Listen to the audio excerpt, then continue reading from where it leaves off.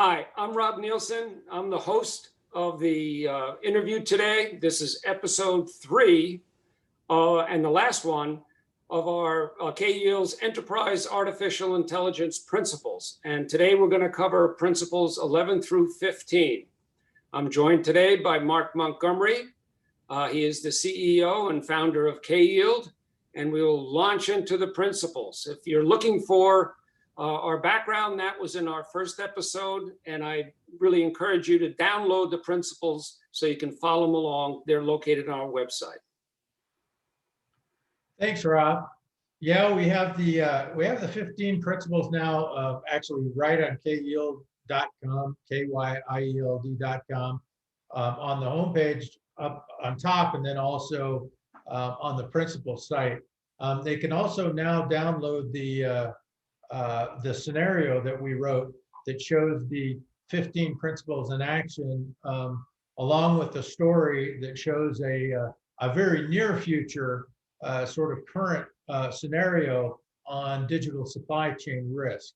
So suggest people to do that as well. We shared that with majority of CEOs in the Fortune 100, the Department of Defense, and others, but is now available on our website.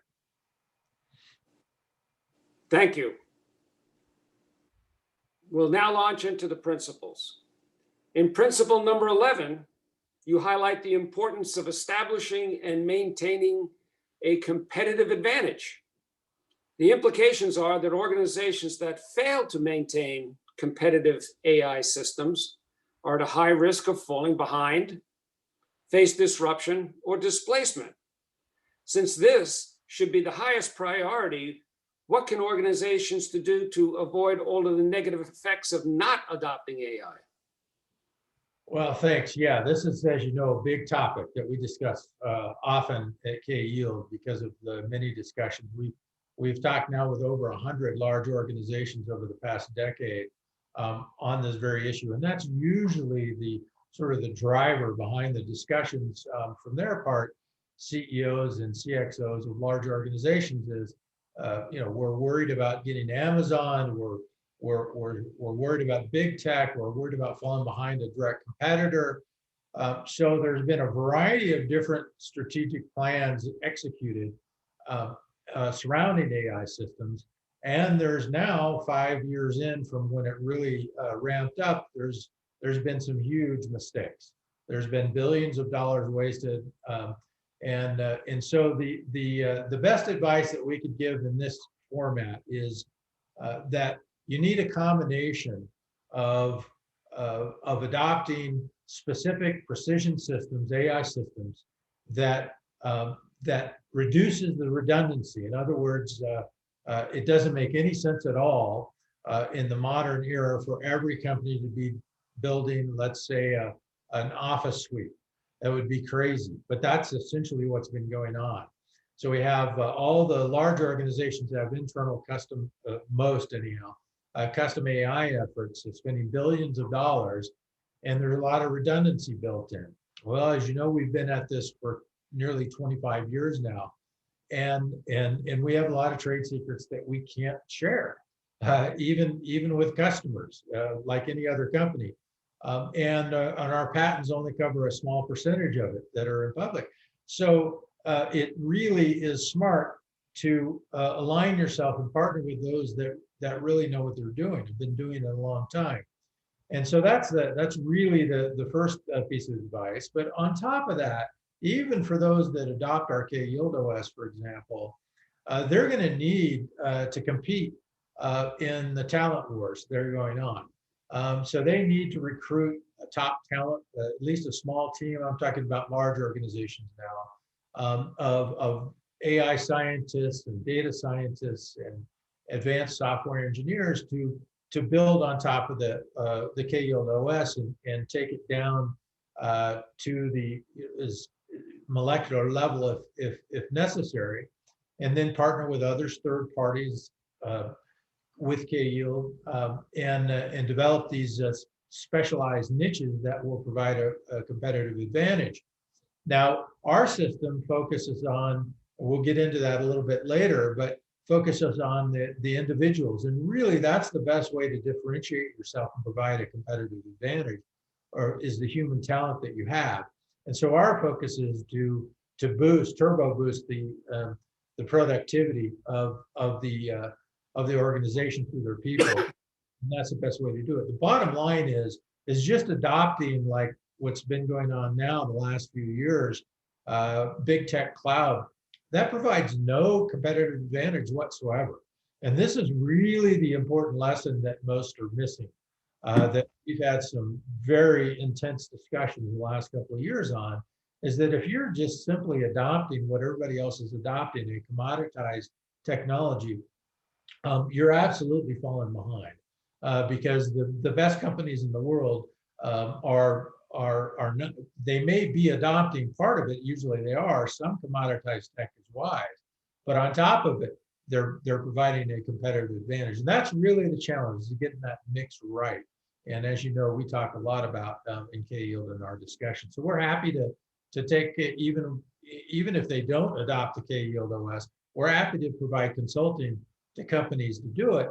But keep in mind, viewers should keep in mind that we've focused for 25 years in building the best system that we feel is possible. So we think it's obviously wise to license and adopt our system. So hopefully that just touches on the competitive advantage issue, but it's a big principle with, there's national security implications are very similar to the corporate security and existential risk in this area, and it's not overstated, that risk. Very important. Thank you, Mark. As a follow-up, this reminds me of a saying by Ronald Reagan: freedom and democracy will leave Marxism and Leninism in the ash dump of history. If organizations don't adopt the right kind of AI system, do they risk the same fate?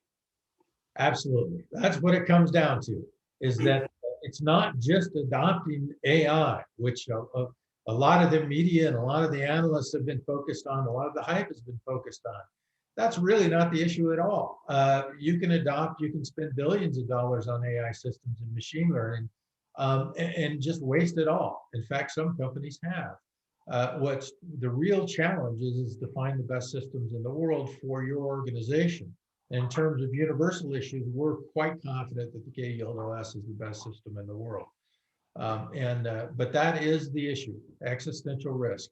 If you do not do a good job with in this era of enhanced governance and AI and all the different functions, security, productivity, prevention across the enterprise, that is the risk. You risk ending up in the, what were the words, the ash dump of history. Ash dump of history, yeah. So that's the risk for sure.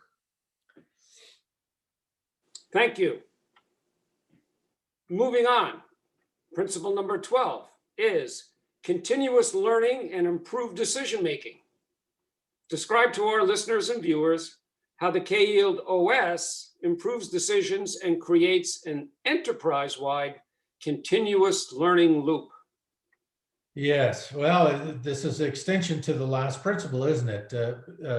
What is more important in terms of competitive advantage than decision-making?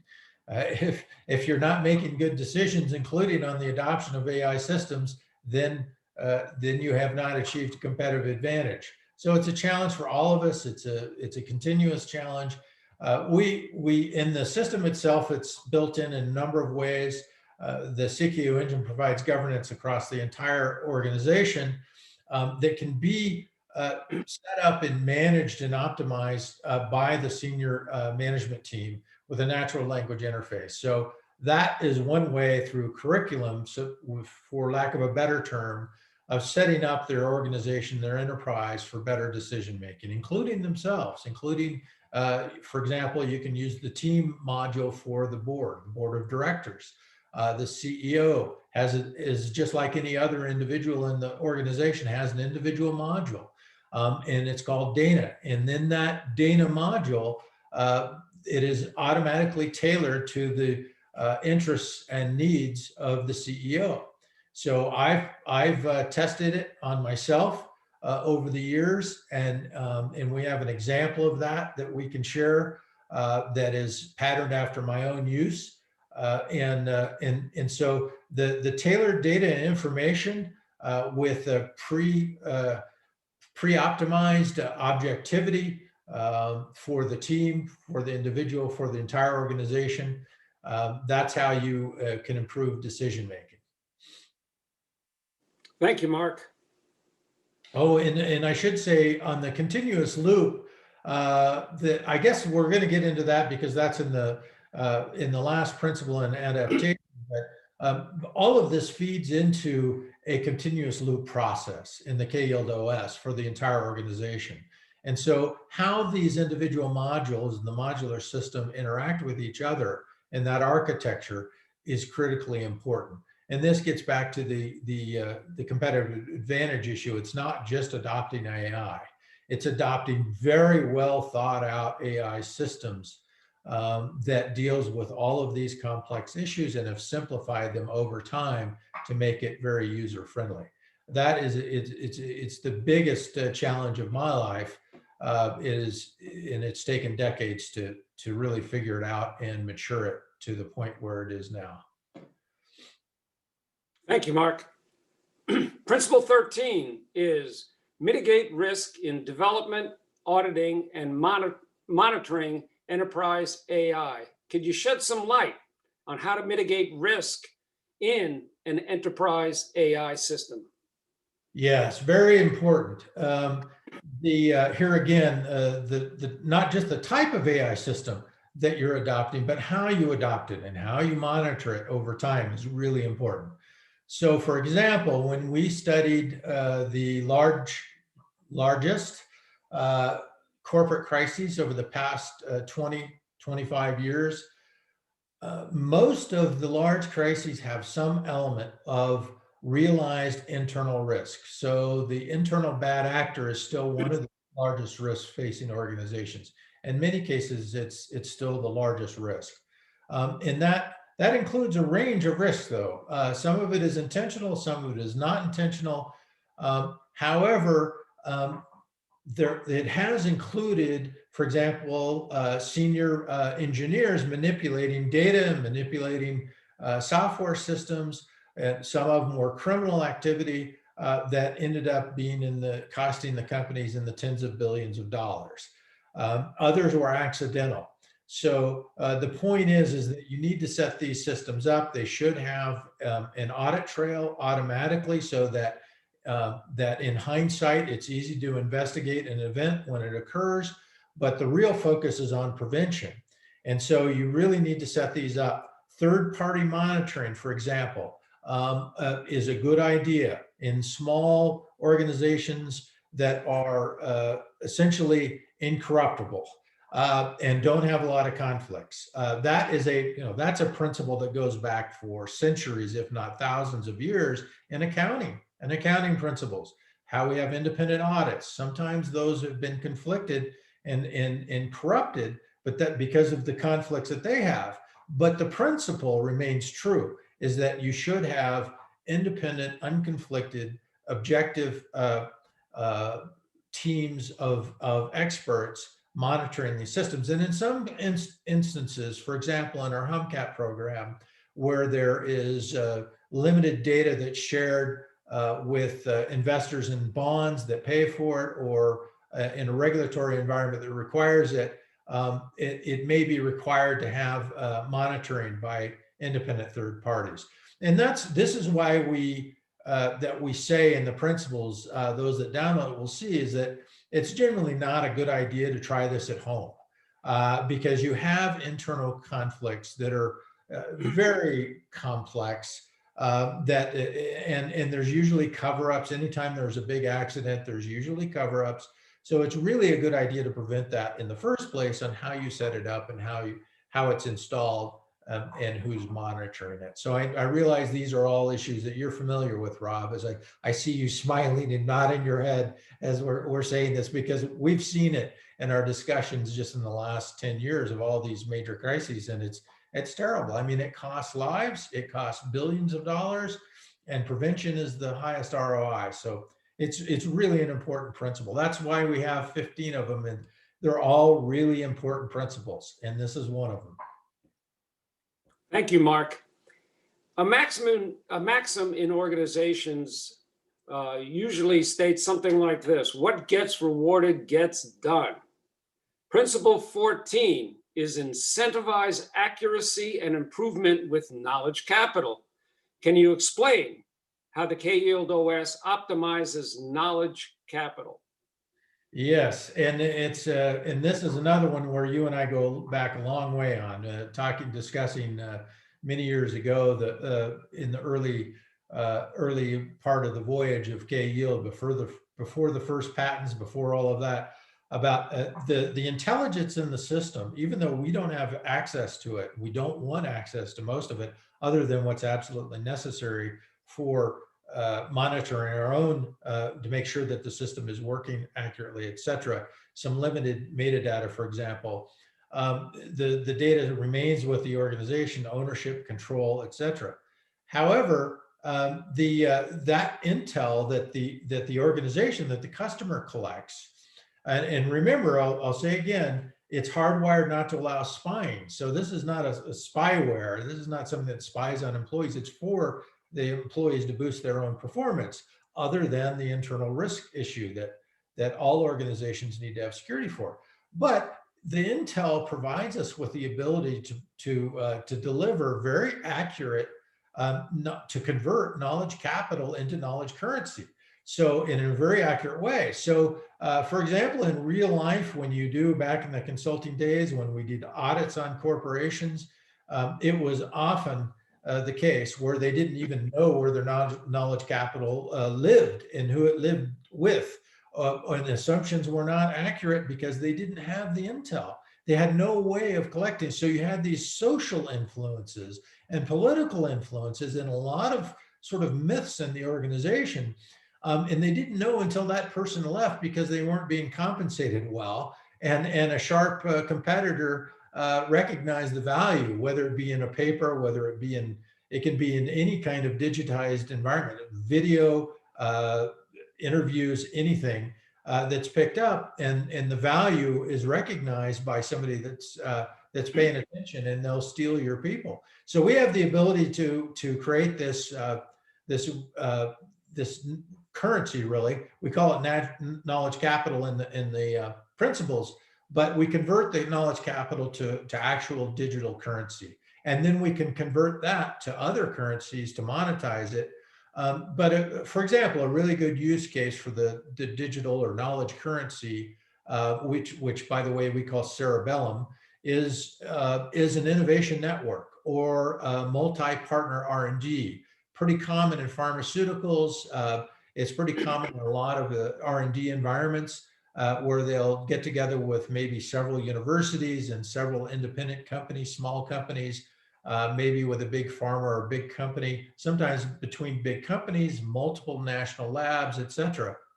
And this provides a really accurate way to measure the real contribution. So it's actually an alternative to intellectual property and sort of the legal construct. So you agree in advance that we're going to allow the system, of course, after you test it, and then it has a mediation process on valuations that they can go to a third party if there's any kind of disagreement. So it's a great way to incentivize, because as we all know who've done this for a long time, there's all kinds of obstacles to innovation.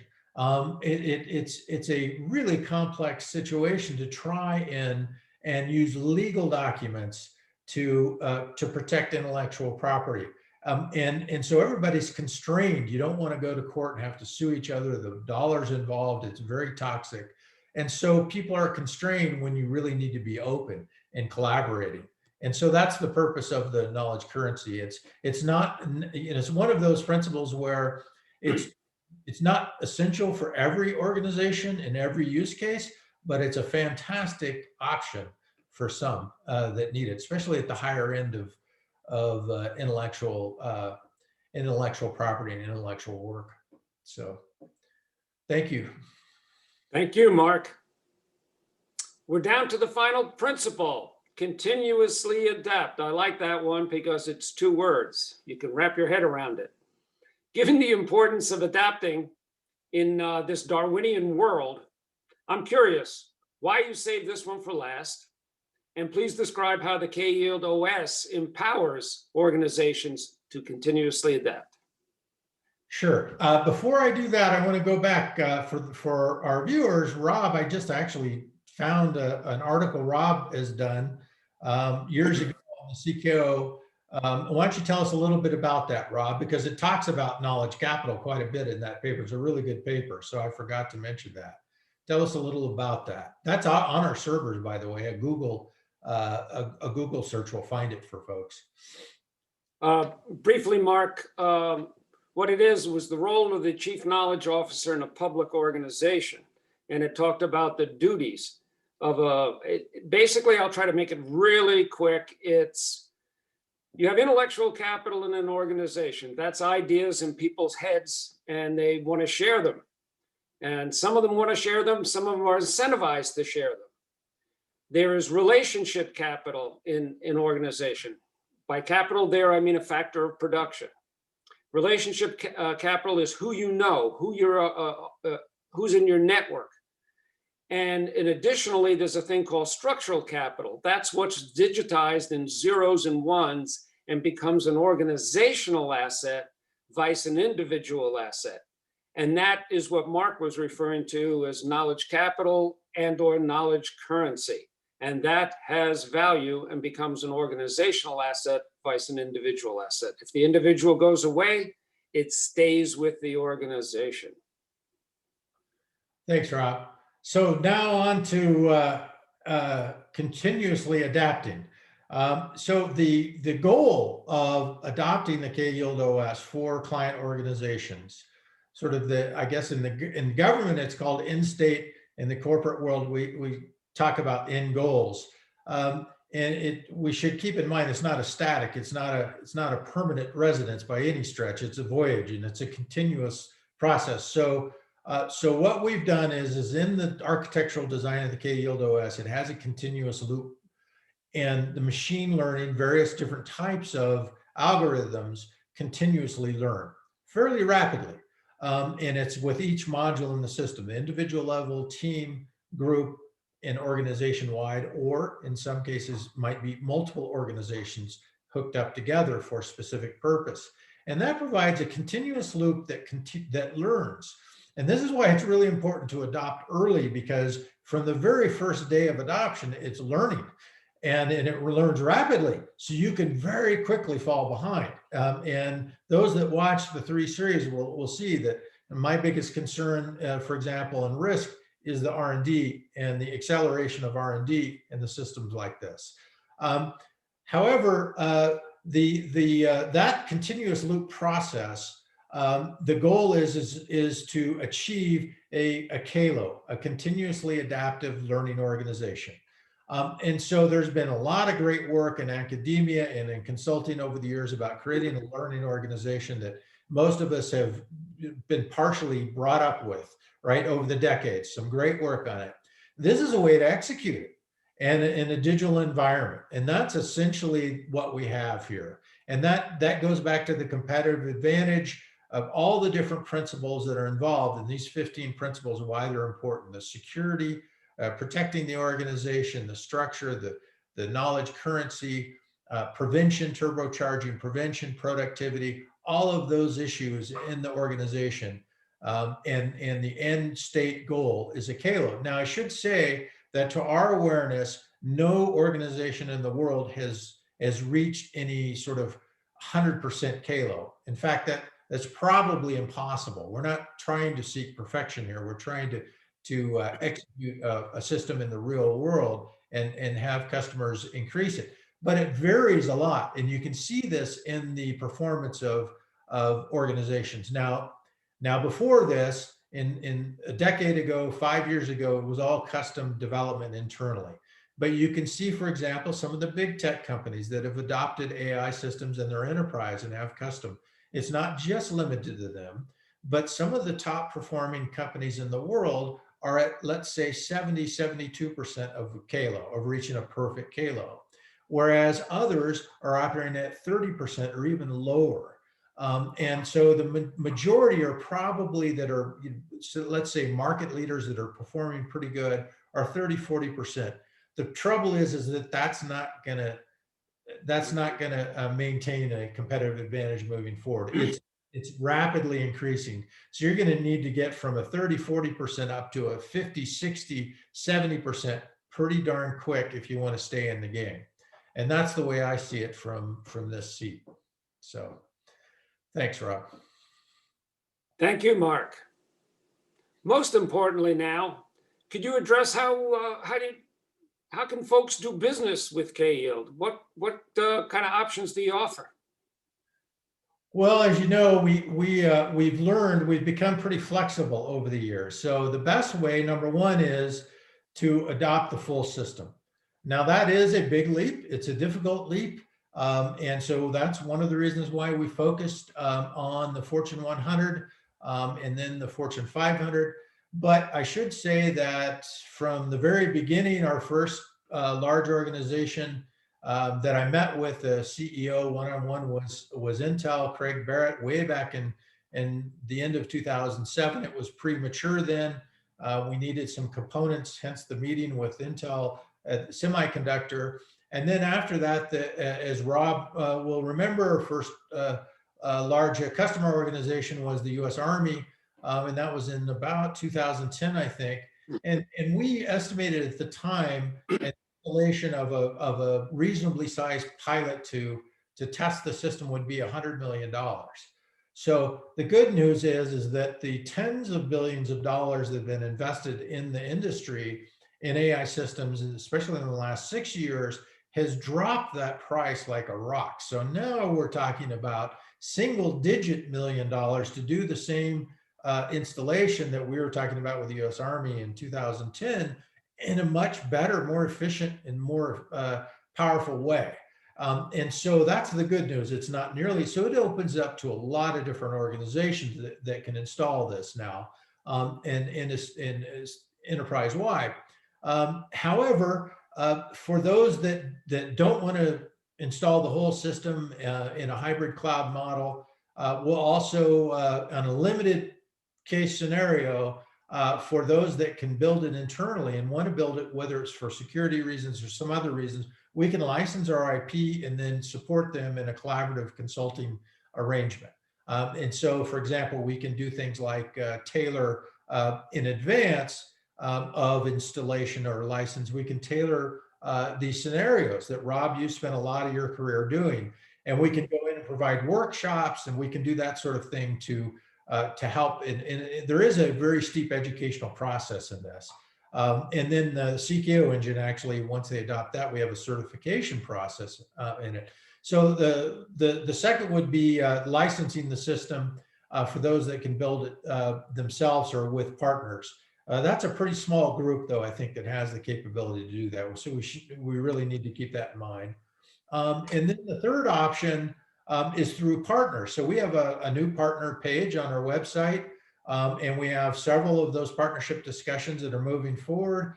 And it can range from, let's say, an integrator that has customers that are interested in the KYield OS, and they want to do the integration of the systems.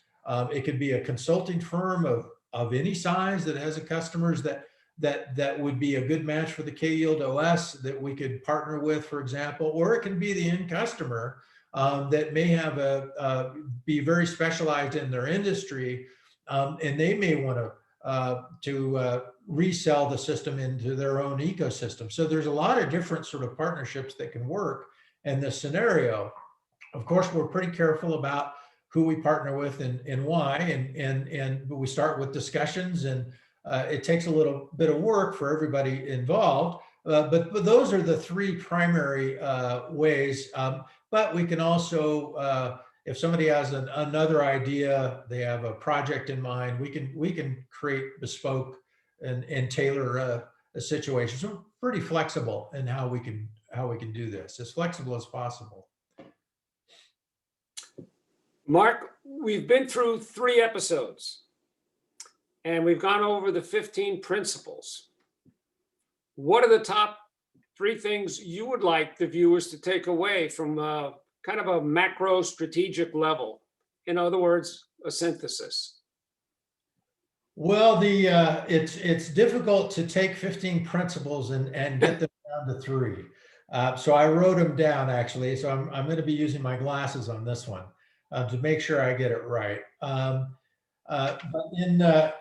in summary, I'll stick to these 3, and then we can discuss it a little more if you think is necessary, Rob. First, I guess I would hope that folks go and download the 15 principles, and many have. We've sent it out to a lot of the leading organizations, and it's generated some pretty interesting feedback.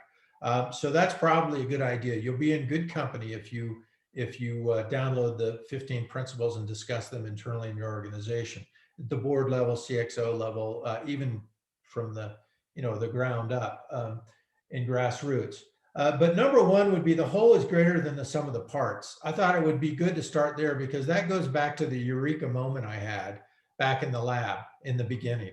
And it just seems like not just with KYield, but observing many others in our lives, in our history and our experience, that original eureka moment, one of the reasons why you want founders to stay on board for quite a while in companies is because of that original vision. And when you lose sight of that vision, especially in architecture, a lot of times it ruins the product or the system or the company. And so the whole is greater than the sum of the parts in this modular system is a really important concept to understand. So I'll just briefly go into it. We have governance across the system that allows a natural language interface for the senior managers to essentially operate and regulate the system itself. And that includes algorithms, access, security, curriculum. There's a lot of different options in that. But beyond that, there's embedded functions. And this is really where the sum of the parts issue comes in. So you have prevention, you have security, and we have enhanced productivity. Now, and this we'll talk a little bit about it in the third one of these, but the bulk of our R&D is in the data management system. It's in data physics. And for reasons I can't get into too deeply, the technology, the proprietary technology in the functions and the overlapping and integration of these modules with these functions is how we generate the sum of the parts argument. So it creates much, much more value than if you attempted to do this, like many organizations are attempting to do this individually, and it's not working very well. Suffice to say that we figured that out a long time ago. And we've come up with a method, our own proprietary language, data language, computer language, to be able to provide efficiency. So that's number 1. Number 2, with EAI systems, enterprise AI systems, governance should be built in from inception. And so this is kind of similar in that if you haven't built in the system, designed in from the beginning, and you try and you don't have the languages that are built from inception to provide governance and security and enhanced productivity, and that isn't populated across the network in the right way, efficient way, and you try and go in after the fact and sort of splice in or duct tape in governance, it is not going to work very well. And as sort of a comparison, I was influenced by many things in the governance of the KYield OS, but one of the things that we've talked about, Rob, is the US Constitution, right? And so you have one of the sort of wise things about the US Constitution is they allow it to be amended, but it has a high bar. And the bar is there for a reason. If you read about the founders and their wisdom in this, they want to make it difficult to change because it's so important. There's some things that are so important about that original concept. And for us, it's a physical system, so it's even more so. right? So we have physical reasons, physics reasons why you don't want to amend it too much. And one of those is governance. So if you try and splice that in afterwards, it's not going to work very well. And in the past 2 years, we've seen many AI systems and AI companies try and do this because of the pressure, social pressure, regulatory pressure is heating up, and they're trying to go in and do governance. Here's a little secret. It's not very easy to do, and it's really difficult to do well. So that's number two. Number three, everything depends on the data management system, and this is why. So the proprietary data management system from the very beginning, and then what happened in our R&D, we focused on things like data physics. And so for those several years, I was a active participant and regular guest at the Santa Fe Institute, for example, working with scientists from around the world. I was working on the data physics aspect of it. We didn't work on it in SFI. I don't want to lead people astray there. That's not the issue. It's just that you work when you're dealing with physics and computer science and all these overlapping areas. It's a good environment for R&D and mature in R&D. So those are the three primary things. Since you're forcing me to try and reduce this to three, Rob, out of 15, that's the best I can do. Gotten it down this morning. So hopefully that works.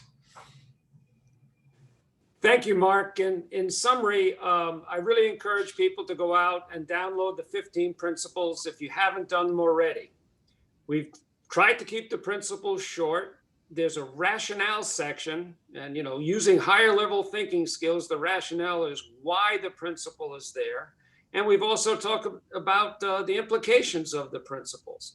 So we think these principles form a coherent whole for an enterprise. And I also encourage you to go out and download the scenario. And the scenario takes all the 15 principles and puts them into a story-like fashion that makes them understandable. And with that, thank you so much. Mark, appreciate your insights. Enjoy.